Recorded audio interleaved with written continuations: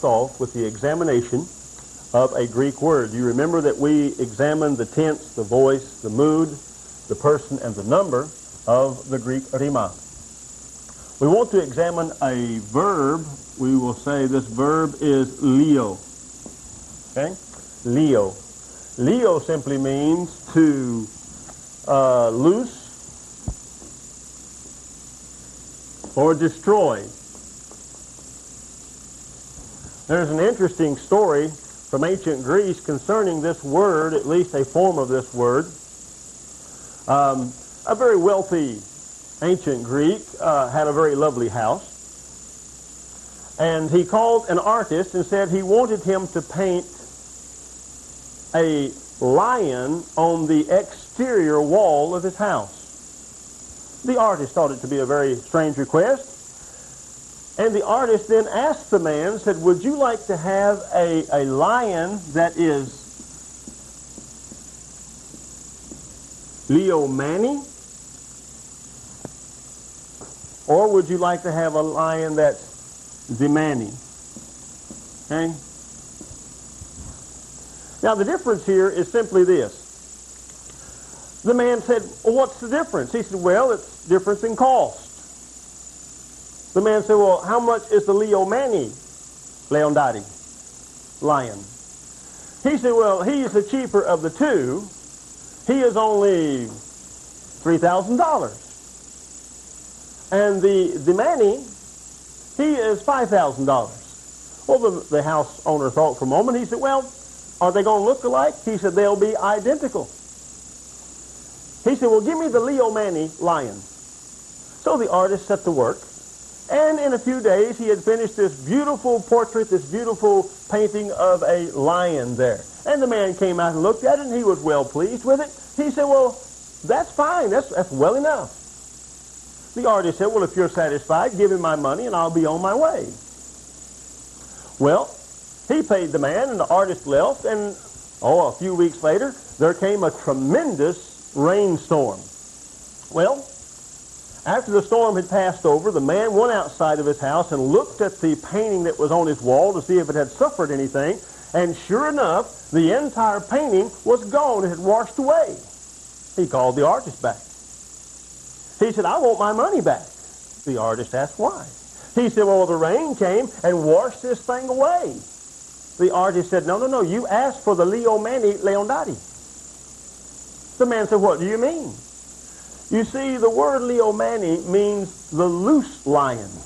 And he said, you wanted the loose lion. I did it with watercolor. So when the rain came, your lion was set loose, and now he's gone. If you had done it with the Zemani, then it would have been done in oil paint, and the water would not have bothered your lion, and he would still be there. So a little humor in the language. You can see that the man lost his lion, lost his money, because of simply a word.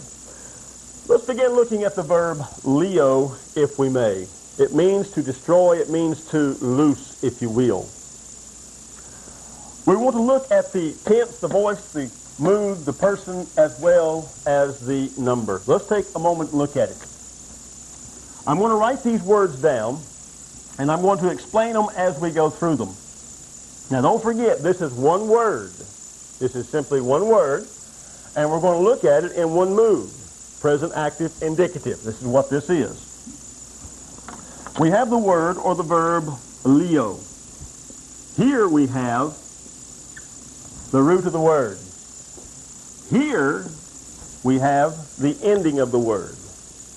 Now the ending of this verb is going to determine many things for us. It's going to determine the tense. It's going to determine the voice, the mood. It's going to determine all these things about it.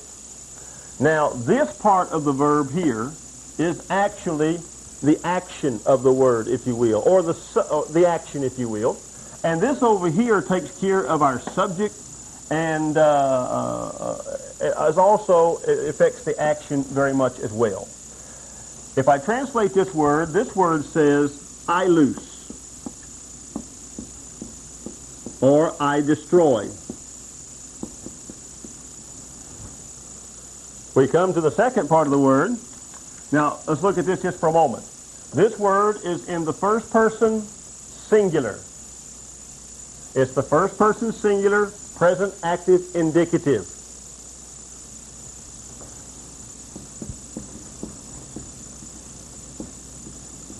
First person present, active indicative. Now we come to Leo again, and it's called lease. Again, we see a difference. We see the root is here, li, but now we see a different ending on the same verb. What has been done? We are still present active indicative. We have now changed the person, if you will. It is no longer I loose or I destroy. It is now you loose, destroy, and this is singular, as this one as well. So we have I loose, you loose. We have the word again in the third person, li, li. Again, we have the root, we have a different ending. I loose, I destroy, you loose, he, she, or it looses or destroys, if you will. We see again, this is the third person, singular.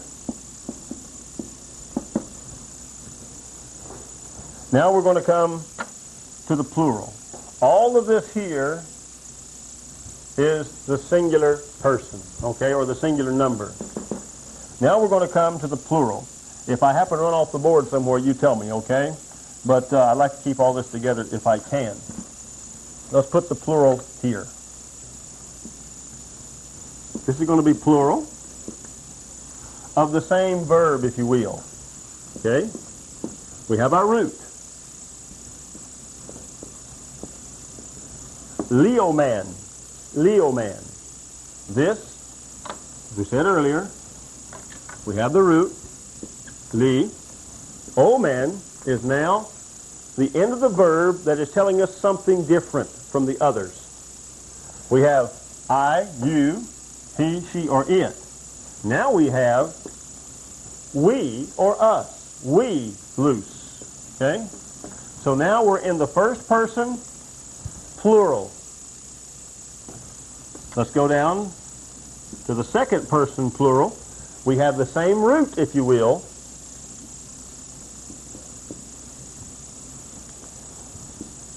Same root, different ending. What we now see, we go from first person plural, we, to second person plural, you. Now here's a distinction in the Greek. In the English language, it's hard to tell just from the word or the second person plural, you, unless you have a text or a context to understand that it is plural. In the Greek language, there is no problem. You can never confuse second person plural with second person singular. Because you see here, the ending tells us this is second person singular. Here, the same word is going to be second person plural. We have a different ending. Therefore, the word can never be confused one with the other. Hey, let's go on and look at the third person plural. Again, we have the same root word. And now our ending is going to change up again. It's liusi. Okay? There's our root. Here's our ending, usi. Usi. Now, here's the key. And I'll admit, at first glance, this thing really looks confusing, doesn't it? I mean, you think I could never learn something that complicated. However, remember I told you, Greek is a science. It is a very exact science. For instance, you have rules that don't change, not like in English. You see, in English, a verb can be a verb today, and you turn the page and it becomes a noun. It's not going to happen in Greek. So here's the key of understanding. As you begin to look at the verbs and you begin to conjugate the verbs, here's a secret. This ending in this category of verb, in present active indicative, is always going to be omega. It's always omega. We get to this one, it's always going to be is. Is. We get to here, it's always e. So the first person is Leo. And regardless of what the verb may be, we may say vlepo, or grafo, or diabazo. Vlepo means I see. Diabazo means I write, or I read. Doesn't make any difference because the end of the verb determines the person. First person, second person, third person. Over here, again, the same rule applies. Learn your verb endings. Once you master the verb ending, you can very easily attach the root word itself, and you begin to understand with ease and comfort what person you're in. It's very, very easy, and what number you're in as well as the tense and the voice. Now, here's a wonderful thing. See, Greek is not really complicated. It really simplifies things. In Greek, no subject pronoun is needed. No subject pronoun is needed. For instance, if I say in English, I loose or I destroy something, I have got to put a personal pronoun with it. I loose. I can't just say loose. I can't say destroy, because I must also connect some kind of a subject pronoun or a personal pronoun to determine or show who is doing the action. In the Greek, it's all in one neat package. This is cared for by the inflecting end of the verb. This right here tells me who is loosing or who is destroying. I am. Who is doing it? You are. Who is doing it? He is. We are. You are.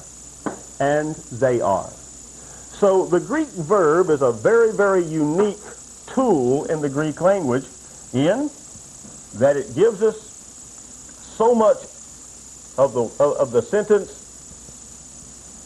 and it tells us so much about the action. Now, we're going to take just a moment and look at some other verbs. I'm going to put some of these on the board. Now, I know I just erased your book of life and all the material that you need to do what I'm going to ask you now to do. We're going to take a few words, and we have the word agi. Agi. Agi.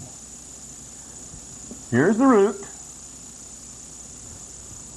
Here's the person. Here's the number. Here's the tense. All this. Let's look at another one. Echi. Echi. Here it is. Here is the end. Echi. Now, tell me, what person is this in? And what number is this in? How would you determine what person and what number these two verbs are? It's very simple. You remember very well, we examined the end of the verb. Here, we have the E. The first person would be ago, second person, agis, third person, agi. So now we understand that this verb, to lead, means he leads, she leads, or it leads.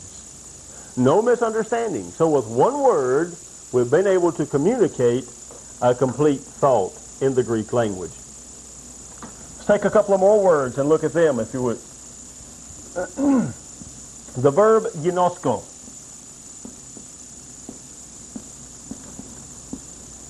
Ginosko. Gamma, iota, ni, omega, sigma, kappa, omega. Ginosko. Here's the root. And here is the verb ending, ko. Now, as you progress further into the Greek language, these endings are going to make a difference also, because you're going to have different letters connected with these things here, which is also going to affect the word that you're dealing with. Remember, this is a science. It is an exact science. It's only confusing if you determine it's going to be confusing. Ginosko. What person is it? What number is it? And how do we understand or know the person and the number and the tense and so on and so forth? We know that ginosko means I learn. Ginosko, or I know. I know. How do we know it's I know? Because the ending, omega, is the first person singular. This tells us, first person singular, I know. I have learned this, whatever it is. Another word, didasko. Didasko.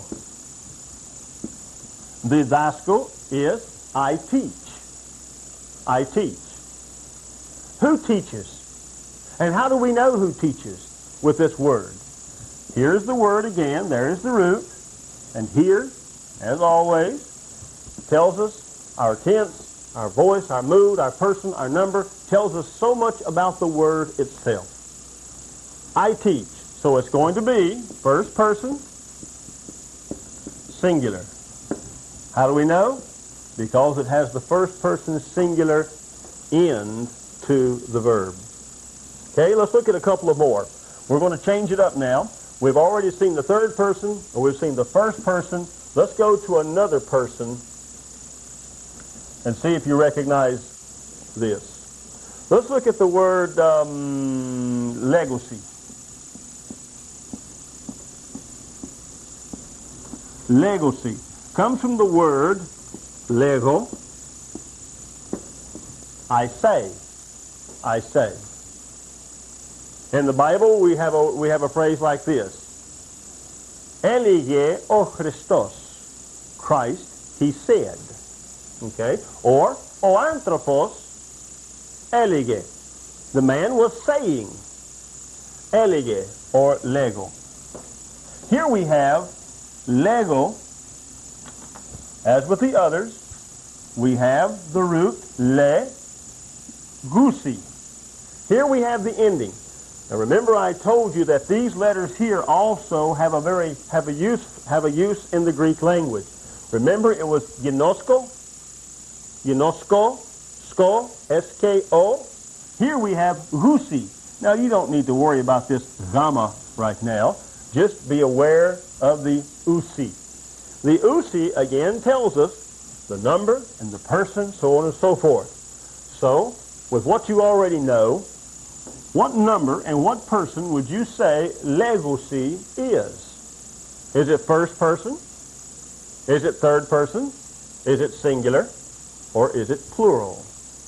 I would say by the ending, it is first of all plural, and it would be third person.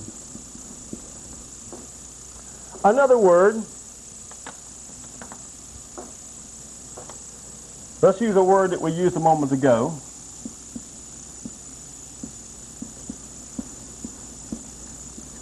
Didaskusi. Didaskusi. Dida is the root. Skusi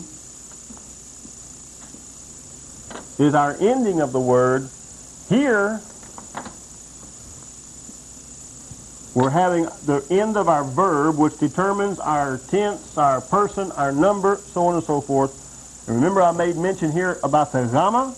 Here you can see there is a difference also. There is a skusi. Here there is a gusi.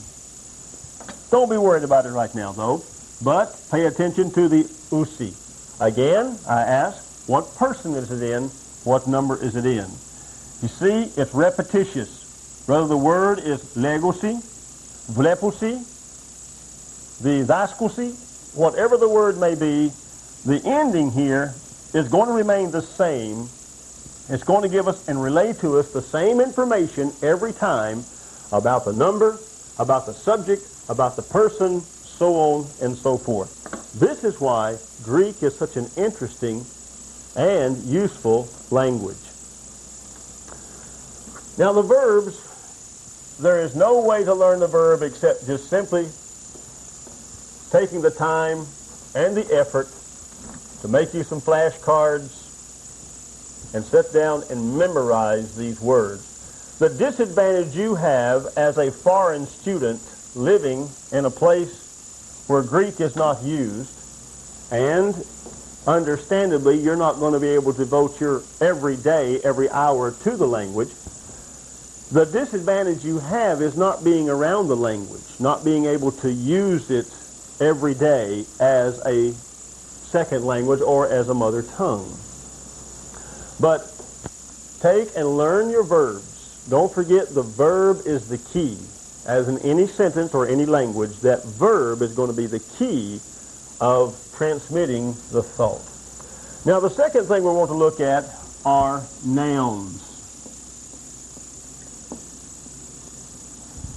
My tutor would tell me in Greece, don't spend a lot of time with the nouns, but spend more time with the verbs and adjectives. It's very easy to learn a noun.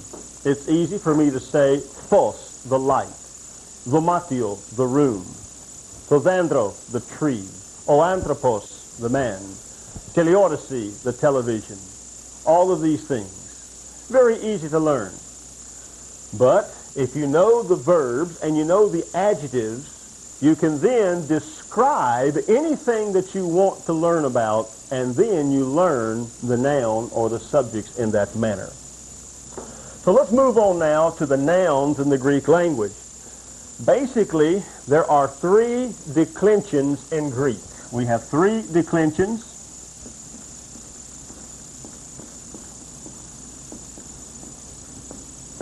And you just simply must memorize them and learn these declensions. Now, what do we mean by declension? It means a system of inflection.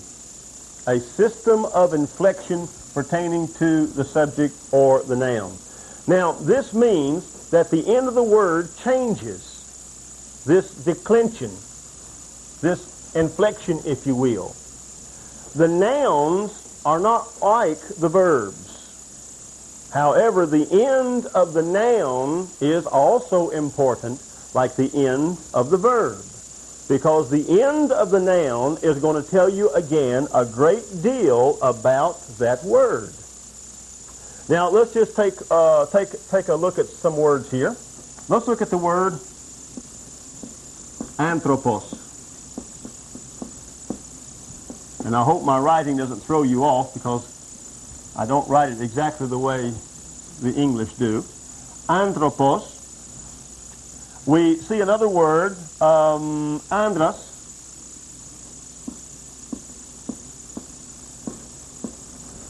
Be a taf. Andros and stoma. Okay. We want to look at the declension or the inflections of these nouns. This is o anthropos, o andros, to stoma. O anthropos is the person. The person. O andros is the man. To stoma is the mouth. All three are nouns. However, we notice something particular about them. Each one ends differently. This one ends with os, as, and a. Os, as, and a. These are singular, not plural. This is the man, or the person, the man, and the mouth. So we see that there are three declensions, at least we're going to look at now. Now don't forget, we're simply skimming the top of the Greek language. In no stretch of the imagination are we exhausting these things, because it is much, much deeper than what we have time to go into in this introductory video. The second declension contains the most words. Now, as I said, there are 3 declensions. But the second declension, which is this declension here with the OS, it contains most of the Greek words. And we'll take just a moment and see this a little later on, such as anthropos. Let's look at some vocabulary if we could. Now, there are 3 declensions, as I said. Here, os, as, and a. Now, this is in the masculine. Now, don't forget we have a feminine as well as a neuter declension as well. But we're just looking at the masculine at this time.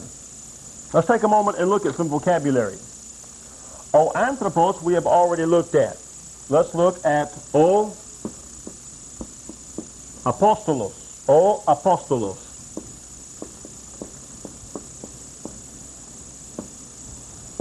O apostolos.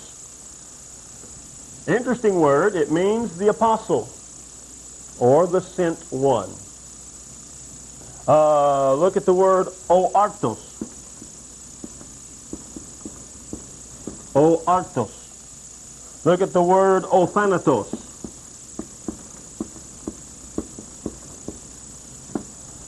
In each of these cases, we see the second declension, os, and os.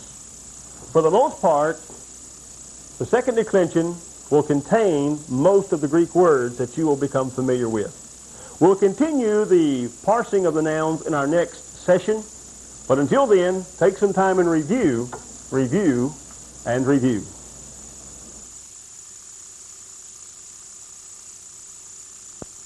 Left off in our portion, or our last segment, looking at the